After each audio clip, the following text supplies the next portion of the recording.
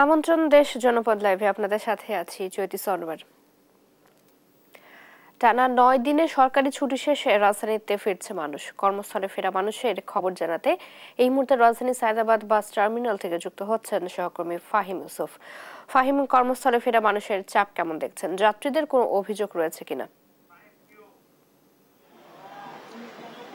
ঈদের দীর্ঘ ছুটি শেষে রাজধানীতে কর্মব্যস্ত মানুষের যে ফিরে আসা সেটি আসলে চোখে পড়ার মতো। আমরা ঈদে লক্ষ্য করেছি যে গত কয়েকবারের তুলনায় এবারের ঈদে কিন্তু অনেকটা স্বস্তির যাত্রা করেছিলেন ঘরমুখ মানুষরা। তবে এখন আমরা যেটি দেখতে পাচ্ছি, আমরা এখন রাজধানীর সায়দাবাদে আমরা এখন আছি। সায়দাবাদে যদি একটু চিত্র দেখাতে চাই, একের পর এক যে দূরপাল্লার বাসগুলো সেগুলো আসছে, এসে যাত্রীরা এখানে নামছেন অথবা আগে পরে করে তারা বিভিন্ন জায়গায় তাদের সুবিধা মতো নামছেন। তো একটি জিনিস আমরা অত্যন্ত ইয়ের সাথে বলতে চাই যে এখানে মানুষের যে ভিড় অথবা গাড়ির যে ভিড়, এটি আসলে চোখে পড়ার মতো, যার কারণে যে ঢাকার যে চিরচেনা রূপ সেটি ফিরে এসেছে। ঢাকাতে আমরা বিভিন্ন রাস্তায় দেখতে পেয়েছি যে যানজট সৃষ্টি হয়েছে, সেটি আসলে চোখে পড়ার মতোই ছিল। আমরা কিছুক্ষণ আগে ছিলাম রাজধানীর কমলাপুরের ট্রেন স্টেশনে আমরা যেটি দেখতে পেয়েছি যে কর্মব্যস্ত ঢাকাতে তারা ফিরতে একের পর এক ট্রেন মানুষ ভর্তি হয়ে ট্রেন আসছেন। যাত্রীরা যেটি জানাচ্ছিলেন যে ট্রেনেরও তেমন কোনো দুর্ভোগ পোহাতে হচ্ছে না, শুধুমাত্র অনলাইনের টিকিট কেনা বাদে অনলাইনের টিকিটে তারা বেশ খানিকটাই ভোগান্তি পোহাতে হয়েছে তাদেরকে, অনেক ক্ষেত্রে সার্ভার জটিলতার কারণে। কিন্তু এখন আমরা যেখানে আছি, এখানে রাজধানী সায়দাবাদে আমাদের দেশের যে দক্ষিণ এবং দক্ষিণ পূর্বাঞ্চলীয় যে বড় দূরপাল্লার বাসগুলো সেগুলো এসে এখানে ভিড়ে, এখানে একের পর এক যাত্রীরা দেখতে পাচ্ছেন। এখানে ইতিমধ্যে এখানে একটি খুলনার বাস এসেছে, সেটি এখান থেকে মানুষরা নামছেন। তো একটি জিনিসই আসলে মোটা দাগে আমরা লক্ষ্য করতে পেরেছি যে যাত্রীদের ভাষ্য একটি, যে বাসে কিন্তু তেমন ভিড় লক্ষ্য করা গেলেও যেটি হয় যে অন্যান্যবার ঈদে বাসের ছাদে অথবা বাসের ভিতরে দাঁড়িয়ে অনেক যাত্রীরা আসেন, সেই ঘটনাটি কিন্তু এবার আমরা তেমন একটি লক্ষ্য করিনি, অথবা যাত্রীরাও তেমনটি আমাদেরকে জানাননি। কিন্তু একটি জিনিস দেখাতে চাই যে যাত্রীরা যেখানে সেখানে নামার কারণে কিন্তু যানজট সৃষ্টি হচ্ছে। কিছু ক্ষেত্রে দেখা যায় যে ফ্লাইওভার থেকে নামার যে পথটি, সেখানে একটি বাস যখন দাঁড়ায় সেখানে পিছনে একের পর এক বাসের সারি তৈরি হয়। এর ফলে কিন্তু যানজট একটি অতিরিক্ত মাত্রায় তৈরি হয়। তো আমরা যদি এখন একটু একজনের সাথে কথা বলতে চাই যে আপনি কোথা থেকে এসেছেন? আমি খুলনা থেকে এসেছি। এবারের ঈদ যাত্রা কেমন গেল? হ্যাঁ, ঈদ যাত্রা কেমন দেখতে পেলেন? জি আলহামদুলিল্লাহ। বাসে কোনো অতিরিক্ত ভিড় অথবা অতিরিক্ত ভাড়া নেওয়ার কোনো ঘটনা ঘটেছে কিনা? না, এবার খুলনা থেকে উঠছি, এবং তো 700 টাকা ভাড়া লইছে। অন্যান্য বারের তুলনায় কি অতিরিক্ত ভাড়া নেওয়া হয়েছে কিনা? আমি জানি না, আমি অনেকদিন ধরে আসি না এখানে। ওকে, আমরা যেটি শুনতে পাচ্ছিলেন যে তারা কিন্তু বাসের যে টিকিটের দাম সেটি সাধারণ সময় যেটি রাখা হচ্ছে অনেকটা কাছাকাছি রাখা হচ্ছে। তো এছাড়া আমরা দেখতে পেয়েছি কিছু ক্ষেত্রে ঈদের আগের মুহূর্তে এটি খুবই বেশি পরিমাণে ছিল যে ভোক্তা অধিকার কিন্তু বিভিন্ন জায়গায় অভিযান চালিয়ে বিভিন্ন বাসে অথবা অনেক ক্ষেত্রে লঞ্চে বিভিন্ন জায়গায় তারা অভিযান চালিয়ে অতিরিক্ত ভাড়া আদায়কারীদের লক্ষাধিক টাকা জরিমানা পর্যন্ত তারা করেছেন। এভাবেই চলছে আমাদের এখানকার ঈদ যাত্রা। এছাড়া আমি যদি আরেকটু বলে রাখতে চাই যে দক্ষিণ পূর্বাঞ্চলীয় মানুষের যে ঈদ যাত্রা সেটি কিন্তু এখন বর্তমানে যেটি দেখতে পাচ্ছেন, এখন অন্য একটি বাস থেকে কিছু যাত্রী নেমেছে। আমরা যদি আরো একজনের সাথে কথা বলি, আপনি কোথা থেকে এসেছেন? আমি আসছি মাগুরা থেকে। ঈদ যাত্রাতে কি দেখতে পেলেন? ঈদ যাত্রা খুবই স্মুথ, অনেক সুন্দর, আমরা খুবই স্যাটিসফাইড। ওকে, যেটি শুনতে পাচ্ছিলাম যে তারা কিন্তু তাদের স্বস্তির কথাই জানাচ্ছেন। এখন আমি আরেকজনের সাথে যদি একটু কথা বলি, আপনি কোথা থেকে এসেছেন? আমি আসছি মাগুরা থেকে। আপনাদের ঈদ যাত্রা এবার কেমন দেখতে পাচ্ছেন? কোনো ভোগান্তি কোথাও হয়েছে কিনা? না, কোনো ভোগান্তি কোথাও দেখিনি। অন্যান্য সময় দেখা যায় কিছু ক্ষেত্রে কিছু কিছু ক্ষেত্রে টিকিটের অতিরিক্ত দাম রাখা হয়। এবার কি তেমন কিছু লক্ষ্য করেছেন? না না, সবার কাছে যা রাখা হচ্ছে তাই, কোনো নতুন কিছু করে নেই বা বেশি দামও রাখেনি। যেটি দেখতে পাচ্ছিলেন যে এখানে যাত্রীদের তেমন কোনো অভিযোগ নেই। এভাবেই চলছে আমাদের দক্ষিণ পূর্বাঞ্চলীয় যে অঞ্চলের মানুষের ঈদ যাত্রা, সেটি এখন এই ছিল আমার কাছে রাজধানীর সায়দাবাদ থেকে সর্বশেষ। চৈতি। ফাহিম, ধন্যবাদ আপনাকে। ঈদের ছুটি শেষে কর্মস্থলে ফেরা মানুষের খবর জানাচ্ছিলেন সহকর্মী ফাহিম ইউসুফ। প্রিয়জনের সাথে ঈদের ছুটি কাটিয়ে কর্মস্থলে ফিরতে শুরু করেছে মানুষ। ব্যস্ততা বেড়েছে সড়ক ও নৌপথে। এই বিষয়ে বিস্তারিত জানাতে শরীয়তপুর ও কুমিল্লা থেকে যুক্ত হচ্ছেন সহকর্মী সাইফুল ইসলাম আকাশ এবং সুমন কবির। শুরুতেই যাচ্ছি শরীয়তপুরে। আকাশ, যাত্রীদের চাপ কেমন দেখছেন জানাবেন।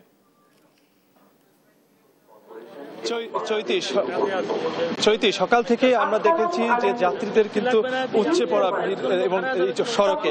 এই মুহূর্তে রয়েছে পদ্মা সেতুর দক্ষিণ প্রান্তে, জাজিরা প্রান্তে। এখানে চিত্র যদি দেখায়, এখানে কিন্তু দক্ষিণ পশ্চিম অঞ্চলের 21 জেলার মানুষ কিন্তু এখান দিয়ে নির্বিঘ্নে যাতায়াত করছে। সেক্ষেত্রে কিন্তু আমরা দেখতে পেয়েছি বাস এবং প্রাইভেট কারে চড়ে কিন্তু এখানে যাত্রীরা অনেকটা স্বস্তিতে এখানে যাতায়াত করছেন। এক্ষেত্রে আমরা দেখেছি কিন্তু যারা বাইকাররা রয়েছেন তারা কিন্তু বাইক নিয়ে আসছেন।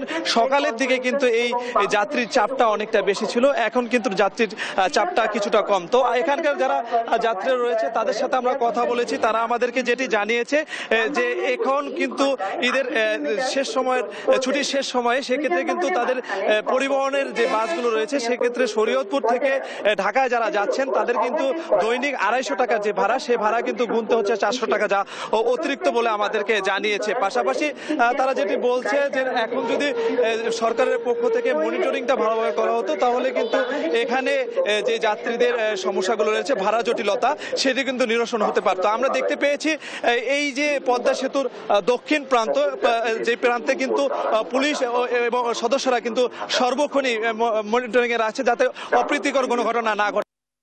কথা বলবো শরীয়তপুর পদ্মা দক্ষিণ থানার এসআই আকরামের সাথে। আসলে এই যে যাত্রীরা যাচ্ছে সেক্ষেত্রে কিন্তু ডাকাত আতঙ্ক, চুরির আতঙ্ক থেকেই যায়। সে বিষয়ে আপনারা কি ধরনের ব্যবস্থা নিচ্ছেন, আপনাদের কার্যক্রম কি চলছে? ধন্যবাদ। আপনারা জেনে থাকবেন রমজান শুরু থেকেই পদ্মা সেতু দক্ষিণ থানা পুলিশ যাত্রীদের নির্বিঘ্নে চলাচলের জন্য যে ধরনের ব্যবস্থা নেওয়ার প্রয়োজন আমরা নিয়েছিলাম।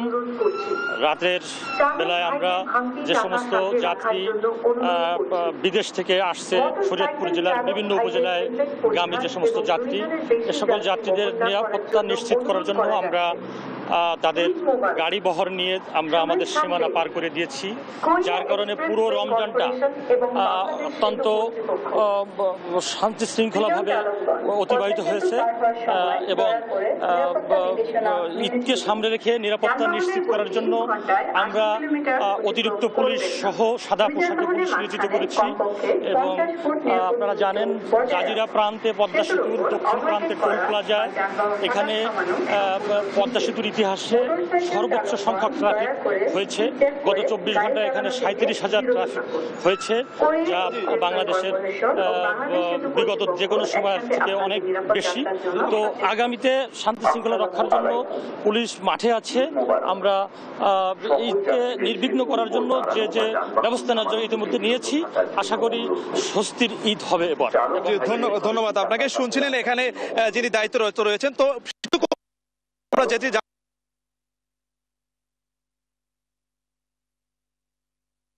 50 টাকা, মোট যানবাহন সংখ্যা ছিল 37,707টি এবং গতকাল রাত 12টা থেকে 10টা পর্যন্ত আদায় করা হয়েছে 1,26,15,100 টাকা। আর মোট যানবাহন সংখ্যা ছিল 12,135 টাকা। তো এখানকার যারা যাত্রীরা রয়েছেন তারা কিন্তু বলছে অনেকটা স্বস্তিতে এখানে তারা ঢাকা এবং অন্যান্য জায়গায় কর্মস্থলে যেতে পারছেন।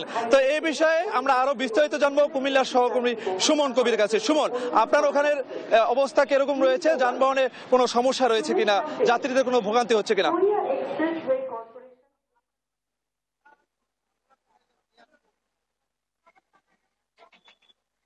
যে আকাশ, আপনি যেটা বলছেন, আমরা আসলে কুমিল্লাতে একই অবস্থা। কুমিল্লা প্রতিটি যে বাস কাউন্টার রয়েছে, তীব্র গাড়ির যাত্রী চাপ রয়েছে এবং গাড়ি সঠিক সময় আসলো কিন্তু লাঙ্গল সোনারগাঁতে আছে পূর্ণ স্থানে গঙ্গা স্নানের কারণে আসলে গাড়ি আসতে পারছে না, সেই কারণে যাত্রীদের মধ্যে চরম দুর্ভোগ তৈরি হয়েছে এবং যাত্রী চাপ থাকে। প্রতিটি কাউন্টারের মধ্যে দেখেছি পর্যাপ্ত যাত্রী রয়েছে, গাড়ি সংকটের কারণে আসলে ঠিক সময় তারা যেতে পারছে না। তবে ঈদের স্বস্তিতে ফিরলেও এখন যাত্রা বিরতি আছে, তারা অনেক বেশি ভোগান্তিতে রয়েছে। তবে এই বিষয়ে একটু কথা বলার চেষ্টা করবো। আসলে আপনাদের গাড়ির চাপ মানে যাত্রী চাপ রয়েছে, গাড়ির সংকট কেন? হ্যাঁ, গাড়ির চাপ যাত্রীর চাপ বেশি আছে, গাড়ির সংকট রয়েছে। গাড়ির সংকট হচ্ছে, এক নাম্বার হচ্ছে যে ঢাকাতে যাত্রী নেই। আমরা এখান থেকে 15 মিনিট পর গাড়ি ছাড়তেছি, কিন্তু ঢাকাতে 10 মিনিটে আধা ঘন্টা যাত্রী হচ্ছে না, 2-3 জন।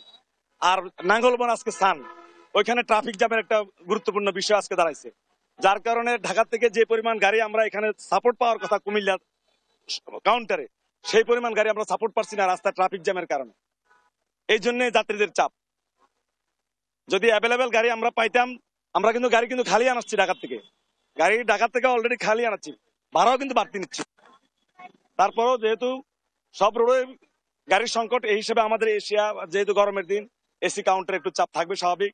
আমরা যাত্রীদেরকে পর্যাপ্ত বসার জায়গা, ভিতরে এসি রুম এবং আমাদের প্রায় 12 জন স্টাফ আমরা যাত্রীদের সার্বক্ষণিক সেবা দিয়ে যাচ্ছি, তারা যাতে নির্বিঘ্নে যাতায়াত করতে পারে। যেটা বলছিলেন গাড়ি আসলে ঢাকা থেকে খালি গাড়ি নিয়ে আসতেছে, তারা কিন্তু আজকে পূর্ণ স্নান করার কারণে সোনারগাঁ থেকে আসলে গাড়ি আসতে পারছে না, সেই কারণে আসলে যাত্রীদের চাপ। প্রতিটি কাউন্টার আমরা দেখেছি উচ্চ ভরা ভিড় এবং সকলে একসাথে আসলে যাত্রা করার কারণে শনিবার আজকে, আগামীকাল রবিবার সরকারি ছুটি শেষ আজকে, সেই কারণে সবাই একসাথে আমরা দেখতে পাচ্ছি আসলে যাত্রী চাপ বৃদ্ধি পেয়েছে এবং সকলে প্রতিটি কাউন্টারে একই অবস্থা। তবে এই দিক থেকে কথা বলেছে কাউন্টারে, টিকিট কাউন্টারের সাথে কথা বলবো।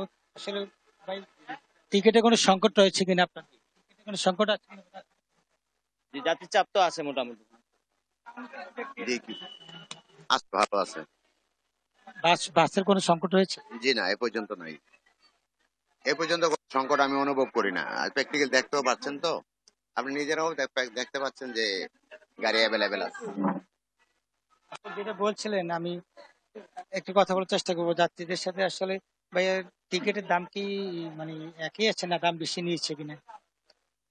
টিকিটের দাম কত আমি এটা শিওর জানি না, টিকিট কাটার জন্য লোক আসছে।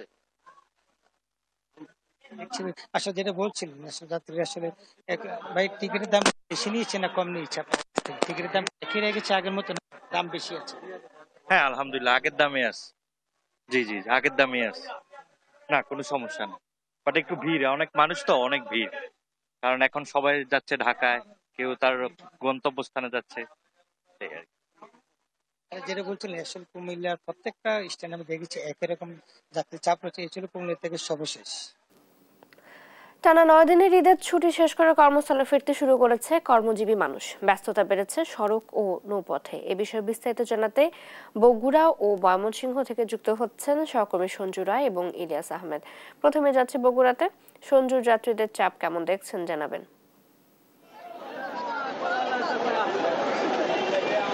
পরিবার পরিজনের সাথে ঈদ করে নারীর টানে ঘরে ফেরা মানুষগুলো আবারও ফিরছে কর্মস্থলে। সারাটি বছর আসলে সাধারণ মানুষের অপেক্ষা থাকে ঈদের ছুটিতে তাদের নারী, তাদের শেকড়ের কাছে ফেরা। দেখতে দেখতে কেটে গেল সেই ঈদের ছুটি।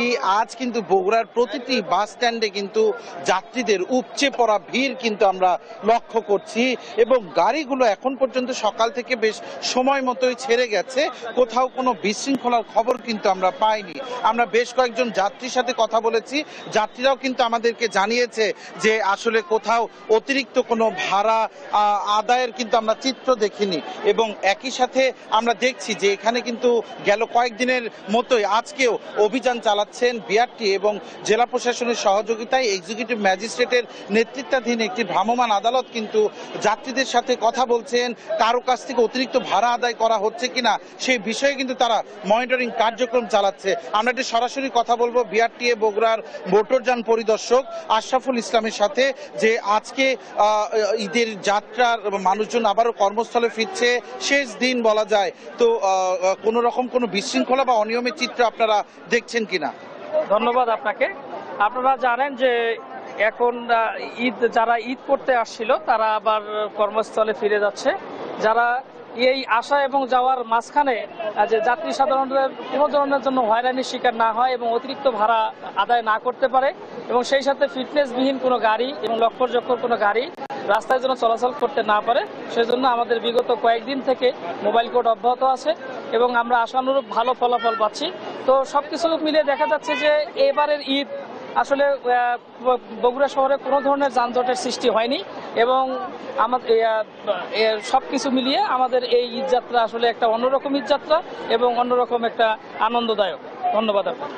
চৈতি বিআরটির কর্মকর্তা যেমনটি জানাচ্ছিলেন যে এবারের ঈদ যাত্রাটি আসলেই কিছুটা অন্যরকম ছিল।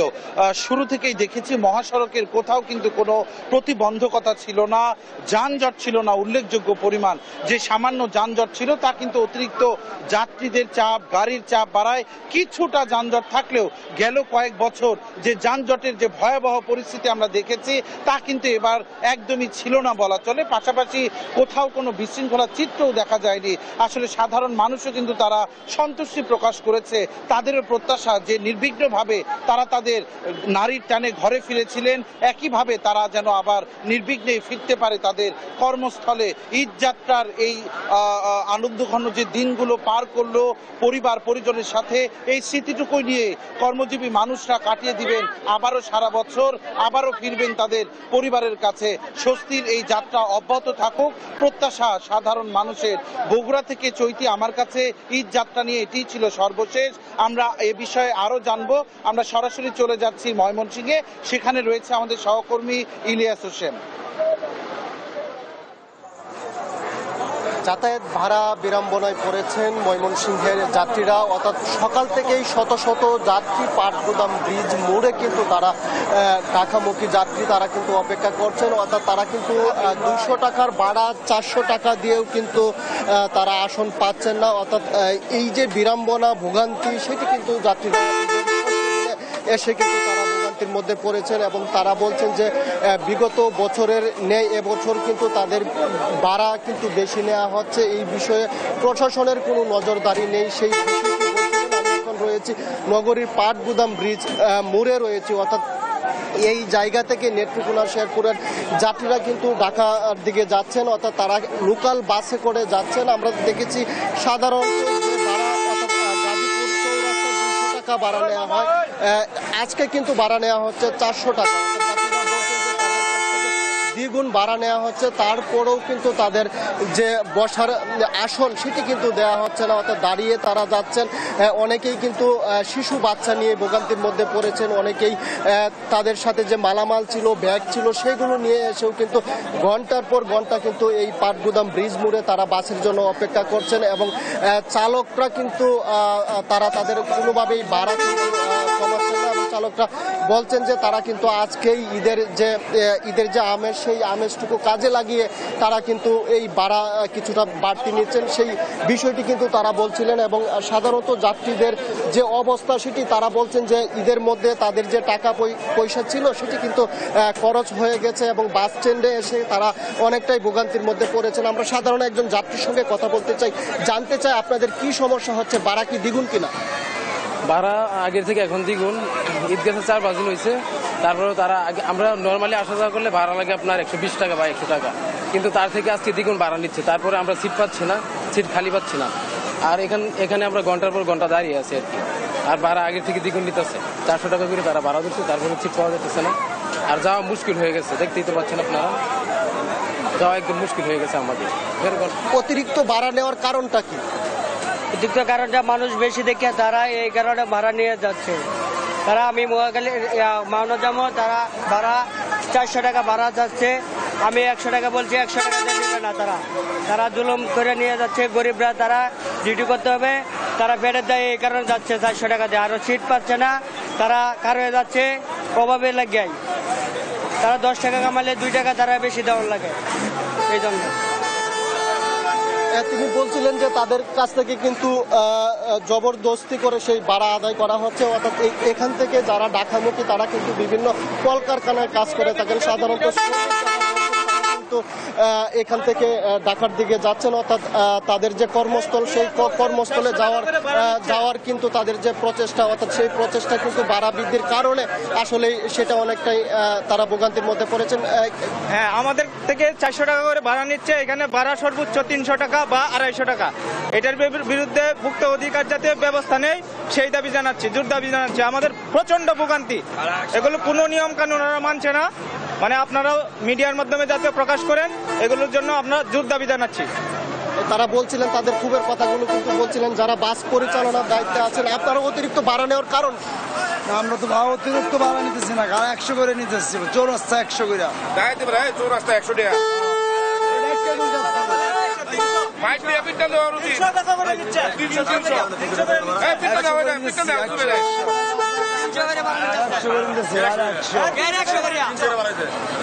কোন গাড়ি নিচ্ছে বড় ভাই, আমি নিজে খবর পাইতাম না, আমি গাড়ি করে দিই না, গাড়ি করে দিই।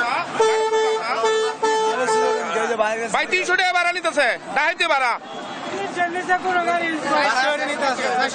এটা সমবায় দেয় নাকি? আমরা থেকে অতিরিক্ত ভাড়া নিতেছে, দেশের একটা আইন আছে না।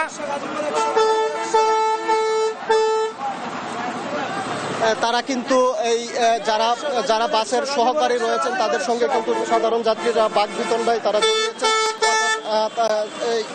ভাড়া অতিরিক্ত ভাড়া নেওয়ার কারণ, অতিরিক্ত ভাড়া কেন? বাবা খালি গাড়ি আইতেছে বলে, খালি গাড়ি অতিরিক্ত ভাড়া কয় টাকা? যেখানে কয়টা নিতেছে? 200 টাকা ভাড়া নিতেছে। চালক এবং চালকের যে সহকারী রয়েছে তারা যাত্রী পান না, যার কারণে কিন্তু তারা অতিরিক্ত ভাড়া নিচ্ছেন সেই বিষয়টি বলছিলেন। এবং যাত্রীরা কিন্তু অনেকটাই ক্ষুব্ধ এবং তারা বলছেন যে তাদের উপরে জুলুম করে সেই ভাড়া আদায় করা হচ্ছে, অতিরিক্ত ভাড়া। এখানে কিন্তু অনেক যাত্রী রয়েছে এবং তারা কিন্তু তাদের ছোট্ট শিশু এবং তাদের যে ভোগান্তির চিত্র কিন্তু দর্শক আপনাদের একটু দেখাতে চাই। অর্থাৎ শত শত যাত্রী আমরা দেখেছি সকাল থেকে, তারা কিন্তু এখানে ঘন্টার পর ঘন্টা দাঁড়িয়ে রয়েছেন। অর্থাৎ তারা অনেকেই বলছেন যে তাদের যে বাজেট ছিল, অর্থাৎ তারা যে টাকা বাড়ি থেকে নিয়ে এসেছেন, তারা কিন্তু অনেকেই ময়মনসিংহে আসতেই কিন্তু তাদের টাকা খরচ হয়ে গেছে। অনেকেই কিন্তু ঢাকা গাজীপুর তারা কিন্তু যেতে পারছেন না, অর্থাৎ অতিরিক্ত বাড়ার কারণে তারা যেতে পারছেন না। অনেকেই কিন্তু বিকল্প পথে অর্থাৎ পিকআপ ভ্যানে করে জীবনের ঝুঁকি নিয়ে কিন্তু তারা ঢাকার উদ্দেশ্যে রওনা দিয়েছেন এবং তারা বলছেন যে পিকআপ ভ্যানেও কিন্তু তাদের অতিরিক্ত ভাড়া নেওয়া হচ্ছে, তারপরও বাসের তুলনায় কিছুটা কম ভাড়া হওয়ার কারণে তারা কিন্তু তাদের ছোট্ট বাচ্চাদের পিকআপ ভ্যানে দাঁড়িয়ে অর্থাৎ প্রচন্ড রৌদ্রের মধ্যে দাঁড়িয়ে কিন্তু তারা ঢাকার উদ্দেশ্যে অর্থাৎ কর্মস্থলে যাচ্ছেন সেই বিষয়টি বলছিলেন। এদিকে আমরা লক্ষ্য করেছি এই শত শত যাত্রী এখানে থাকলেও কিন্তু পুলিশ প্রশাসনের কাউকে আমরা এখনো পর্যন্ত এখানে দেখতে পাইনি। অর্থাৎ তারা যে অভিযোগ করবে সেই অভিযোগটুকু করার মতো কিন্তু তাদের যে কর্মকর্তারা রয়েছেন সেটি কিন্তু এখানে নেই, সেই বিষয়টি কিন্তু সকাল থেকেই আমরা লক্ষ্য করেছি। এবং যাত্রীরা বলছেন যে ভোক্তা অধিকার সংরক্ষণ অধিদপ্তর সহ জেলা তারা যদি হস্তক্ষেপ না করে তাহলে এই যে তাদের ভোগান্তি সেই ভোগান্তি কিন্তু কোনোভাবেই শেষ হবে না, সেই বিষয়টি কিন্তু তারা বলছিলেন। এবং আমরা দেখেছি যে একেবারেই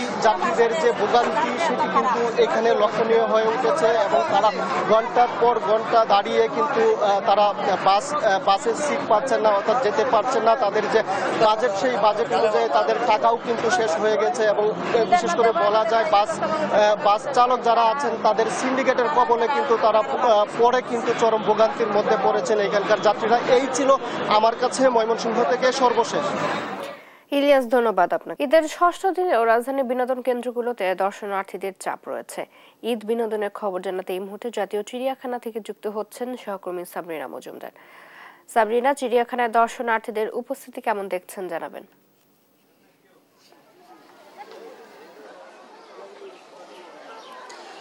চৈতি, আপনি যেমনটি জানেন যে আজকে ঈদের ষষ্ঠ দিন, তবে আপনি যদি আমার আশেপাশে দর্শনার্থীদের ভিড়ভাট্টা দেখেন তাহলে কিন্তু আপনি বুঝার উপায় নেই আসলে যে ঈদের আজকে ষষ্ঠ দিন। তারা ষষ্ঠ দিন সত্ত্বেও আজকে কিন্তু মিরপুর চিড়িয়াখানায় অনেক দর্শনার্থীরাই ভিড় করছেন এবং যেহেতু মিরপুর জাতীয় চিড়িয়াখানা আসলে সকাল 9টা থেকে খুলে দেওয়া হয়েছে এবং সকাল 9টার পরপরই আমরা যখন এসেছি তখন আমরা দেখতে পেরেছি যে বেলা বাড়ার সাথে সাথে আসলে কিন্তু এখন দর্শনার্থীরা অনেকেই ভিড় করছেন এবং দর্শনার্থীরা দেখছেন প্রাণীদের। এবং আমরা বিভিন্ন দর্শনার্থীর সাথে কথাও বলেছি, তারা বলেছেন যে চিড়িয়াখানায় আসলে তাদের আসার একটাই কারণ, সেটি হচ্ছে যে ঢাকায় আসলে বিনোদন কেন্দ্রের অভাব এবং সেই সাথে তাদের শিশু কিশোর যারা আছেন তাদের সাথে আসলে এই বইয়ে দেখা প্রাণীদের সাথে বাস্তবে দেখা করে দেওয়ার জন্যই আসলে তারা মিরপুর চিড়িয়াখানায় এসেছেন।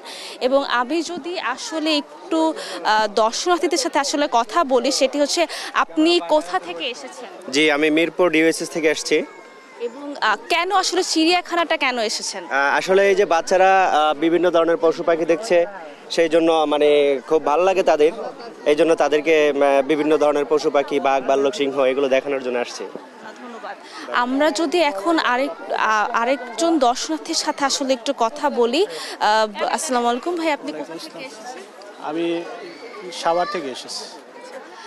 চিড়িয়াখানায় আসলে কেন এসেছেন এবং কি কি দেখালেন আসলে আপনি শিশু কিশোরদের? আসলে বাচ্চাদের নিয়ে আসছি তো, ওরা কখনো আসে নাই, ওদের দেখানোর জন্য এখানে আসা। বাঘ, সিংহ ওরা বারবার বলে তো, ওদের এই জন্য নিয়ে আসা। আমি এখন একটু একজন শিশুকে দেখতে পাচ্ছি, সে হচ্ছে সিংহ দেখেছে। বাবা, তুমি সিংহ দেখেছো? এখন দেখছি বলে এখন সিংহ।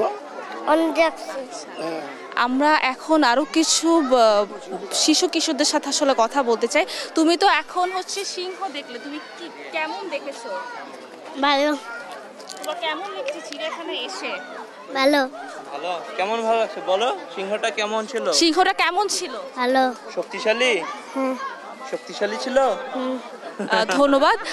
চৈতি, আপনি যেমনটি দেখতে পাচ্ছেন যে এখানে যে শিশু কিশোররা যারা এসেছেন তারা কিন্তু আসলে চিড়িয়াখানায় এসে খুবই এনজয় করছেন এবং হচ্ছে তারা দেখছেন। বাবা, তুমি কি কি দেখেছো?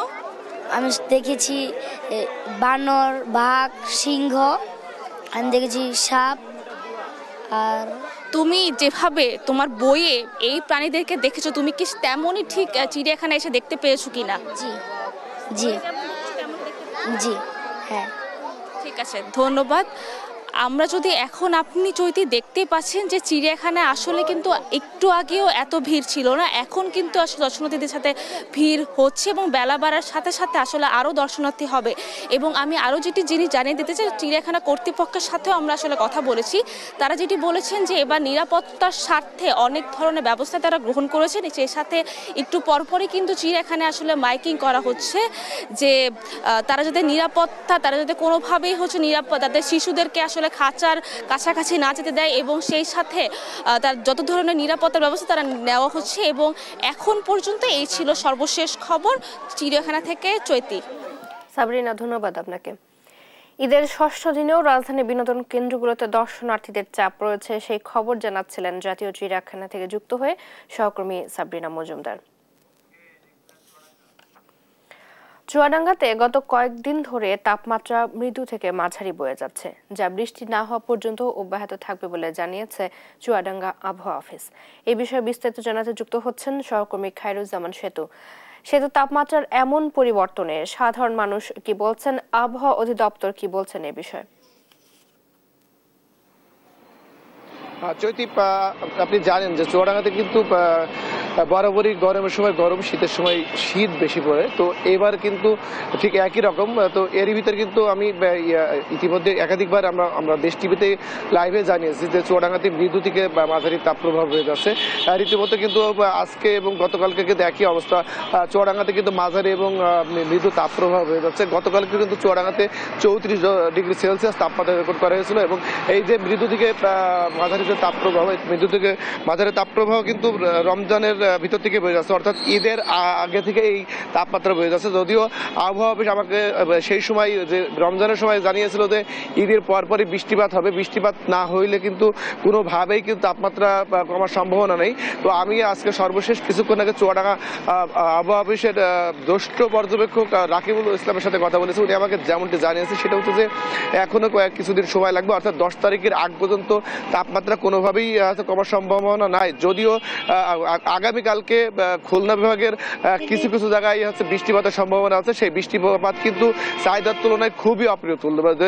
সেক্ষেত্রে চুয়াডাঙ্গাতে বৃষ্টিপাত হওয়ার সম্ভাবনা থাকতেও পারে, নাও পারে, এমন একটা বিষয় আর কি দাঁড়িয়েছে। অর্থাৎ 10 তারিখের আগ পর্যন্ত কিন্তু কোনোভাবেই আবহাওয়া অফিস আমাদের সুখবর দিতে পারেনি।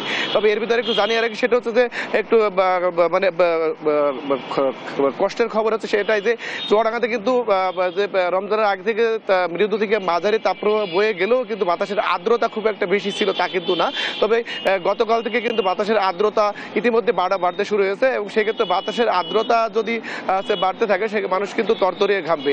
এই ঘাম মানে চিকিৎসকরা আমাকে যেমনটি জানিয়েছে, মানুষের শরীর থেকে মানে লবণ পানি বের হওয়াটাই কিন্তু মূলত বেশি সমস্যা। সেক্ষেত্রে ডিহাইড্রেশন সহ এমনকি হচ্ছে পানি শূন্যতাও দেখা দিতে পারে। তো আমি হচ্ছে এই যে আবহাওয়ার তারতম্য ঘটছে এর ভিতরে আমি চুয়াডাঙ্গা সদর হাসপাতালে খোঁজ দিয়েছি। সেখানে কিন্তু এই আবহাওয়ার হচ্ছে তারতম্য হওয়ার কারণে কিন্তু ডায়রিয়া কিংবা ডিহাইড্রেশনের মতো রোগীর সংখ্যা বাড়তে আছে। চিকিৎসকরা বলছে যে যদি এইভাবে আবহাওয়ার তারতম্য, অর্থাৎ চুয়াডাঙ্গাতে কিন্তু আরেকটা বিষয় আমি জানিয়ে রাখি, সেটা হচ্ছে কিন্তু এখনো পর্যন্ত কিন্তু রাত্রেবেলা কিন্তু শীতের যে আমেজ, সেই আমেজ কিন্তু থাকছে।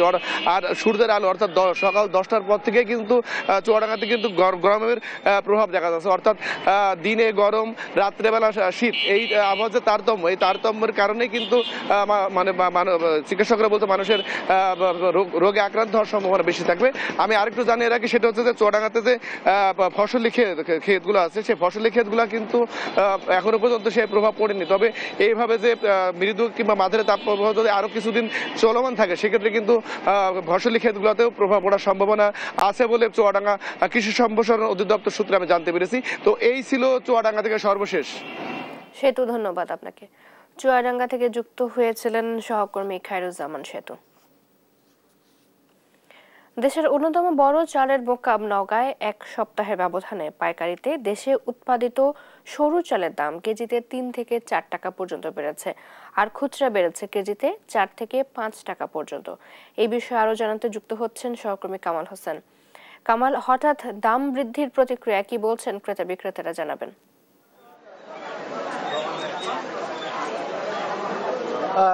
আপনি যেমনটি বলছিলেন, নওগাঁয় গত 15 দিনের ব্যবধানে সরু চালের দাম পাইকারিতে 2 থেকে 3 টাকা এবং খুচরা 4 থেকে 5 টাকা বৃদ্ধি পেয়েছে। মোটামুটি এই বাজারটা রোজার শুরু থেকেই বাড়তে মোটামুটি এখন একটা সর্বোচ্চ পর্যায়ে চলে এসেছে। এই চালটা মোটামুটি এই মৌসুমের শুরুর দিকে ধরতে গেলে 70 টাকায় পাওয়া যেত, 70 থেকে 72 টাকায় পাওয়া যেত, সেটা এখন 80 থেকে 85 টাকা কিনতে হচ্ছে। নওগাঁয় আমি পাইকারি মোকামও গিয়েছি, সেখানে দেখেছি যে নওগাঁ 50 কেজি যে বস্তা কাটারি এবং জিরা, এটা মোটামুটি 4000 টাকা বস্তা বিক্রি হচ্ছে, 50 কেজির বস্তা জিরা এবং কাটারি একই দামে। এবং খুচরা বাজারে যদি বলি, খুচরা পৌর বাজার যেখানে দাঁড়িয়ে আছে, এখানে বাজারে যদি বলা হয় তাহলে 80 থেকে মান ভেদে 85 টাকা প্রতি কেজিতে বিক্রি হচ্ছে জিরা এবং কাটারি, দুটো একই বলা যেতে পারে। এছাড়া ভারতীয় আমদানি করা যেটা কাটারি, সেটা 70 থেকে 72 টাকার মধ্যেই রয়েছে। আর মোটা যেগুলো বিশেষ করে গুটি স্বর্ণা, এটা 55 থেকে 56 টাকা কেজি দরে বিক্রি হচ্ছে। এছাড়া মাঝারি জাতের আরেকটি চাল আছে যেটি 49 বলা হয়, সেটি 60 থেকে 65 টাকা কেজি দরে বিক্রি হচ্ছে। আমি এই মৌসুমে সরু চালের দাম বৃদ্ধির কারণ জানার চেষ্টা করব। নওগাঁ পৌর চাল ব্যবসায়ী সমিতির সাধারণ সম্পাদক উত্তম সরকারকে জানার চেষ্টা করবো যে আসলে এই সময়ে হঠাৎ করে এই চালের দাম বৃদ্ধির কারণটা কি, সরু চালের দাম বিশেষ করে।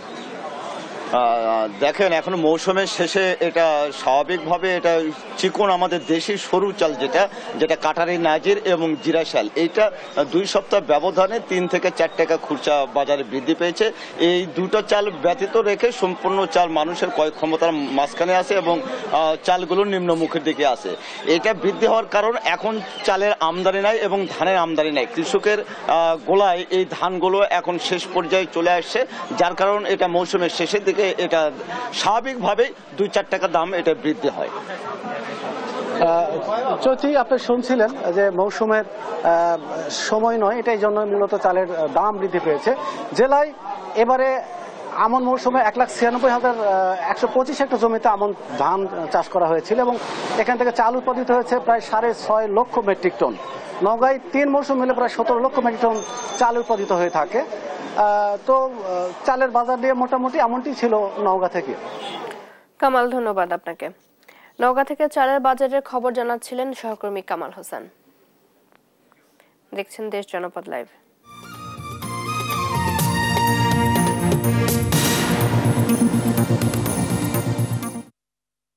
নারায়ণগঞ্জের লাঙ্গলবন্ধে ব্রহ্মপুত্র নদের তীরে শুরু হয়েছে হিন্দু ধর্মাবলম্বীদের মহাতীর্থ অষ্টমী স্নানোৎসব। পাপমুক্তির বাসনায় এবারের স্নানোৎসবে অংশ নিয়েছে লাখ লাখ পুণ্যার্থী। এ বিষয়ে বিস্তারিত জানাতে যুক্ত হচ্ছেন সহকর্মী বিল্লাল হুসাইন। বিল্লাল, নিরাপত্তা ব্যবস্থা নিয়ে কি বলছেন পুণ্যার্থীরা? চৈতি, ঠিক শুক্রবার রাত 2:01 এই নারায়ণগঞ্জের বন্দর উপজেলার লাঙ্গলবন্ধে ব্রহ্মপুত্র নদে যে অষ্টমী মহাতিথি স্নান উৎসব সেটি শুরু হয়েছে এবং এখন কিন্তু স্নান উৎসবের যে আনুষ্ঠানিকতা সেটি কিন্তু পুরোপুরি ভাবেই চলছে। সারা দেশের বিভিন্ন অঞ্চল থেকে এই স্নান উৎসবে অংশ নিতে পুণ্যার্থীরা কিন্তু এসেছেন। এই লাঙ্গলবন্ধের সব মিলিয়ে 20টি ঘাটে আজকে যারা পুণ্যার্থী এসেছেন তারা কিন্তু এই স্নান উৎসবে স্নান করার মাধ্যমে তাদের যে পাপ মোচন এবং দেশবাসী এবং পরিবার পরিজনের জন্য তারা প্রার্থনা জানাচ্ছেন, এমনটাই কিন্তু যারা পুণ্যার্থী এসেছেন তারা আমাদেরকে একটু জানিয়েছেন। আমরা একজন পুণ্যার্থীর কাছ থেকে জানবো যে কেন এই স্নান উৎসবে তারা আসেন এবং কি প্রার্থনা করেছেন। আমাদের বাংলাদেশের তীর্থস্থান যেটা লাঙ্গলবন্ধ স্থান বলে, এই স্থানে ভারত, বাংলাদেশ এবং বিভিন্ন রাষ্ট্র থেকে এখানে স্নানের জন্য আজকে গতকালকে রাতে 2:10 লেগেছে। আজকে 12:01 আমাদের স্নান নগর ছেড়ে যাবে এবং স্নানের জন্য আমরা এখানে আসছি। এই যাই কিছু করুক তার মনোভাব অনুভব করে সে তার পুণ্য লাভ করার জন্য। শুনছিলেন যে যারা আসলে পুণ্যার্থী তারাও বলছেন যে তারা তাদের যে পাপ মোচন করার জন্য এবং পুণ্য লাভের আশায় মূলত এই স্নান উৎসবে এসেছেন। স্নান উৎসবকে ঘিরে পুলিশ, র্যাব, সেনাবাহিনীর পক্ষ থেকে 3 স্তরের নিরাপত্তা ব্যবস্থা নিশ্চিত করেছে। কিছুক্ষণ আগেই স্বরাষ্ট্র উপদেষ্টা এই স্নান উৎসবের ঘাটগুলো পরিদর্শন করে গেছেন এবং পরিদর্শন শেষে তিনি জানিয়েছেন যে বাংলাদেশের মতো ধর্মীয় ও সাম্প্রদায়িক সম্প্রীতির যে বন্ধন সেটি আসলে পৃথিবীর আর কোথাও নেই। তো স্নান উৎসবকে ঘিরে এখনো পর্যন্ত যে মূল আনুষ্ঠানিকতা সেটি চলছে এবং আজ রাত 12টা পর্যন্ত এই স্নান উৎসব চলবে। চৈতি, এই হচ্ছে আমার কাছে এই মুহূর্তে সবশেষ। বিল্লাল, ধন্যবাদ আপনাকে। নারায়ণগঞ্জ থেকে আমাদের সাথে যুক্ত ছিলেন সহকর্মী বিল্লাল হুসাইন। নেত্রকোনা সনাতন ধর্মাবলম্বীদের মহা অষ্টমী পূর্ণ স্নান উৎসবকে কেন্দ্র করে মেলার আয়োজন করা হয়েছে। এই বিষয়ে জানাতে যুক্ত হচ্ছেন সহকর্মী জিয়াউর রহমান। জিয়াউর, দর্শনার্থীদের উপস্থিতি কেমন দেখছেন জানাবেন।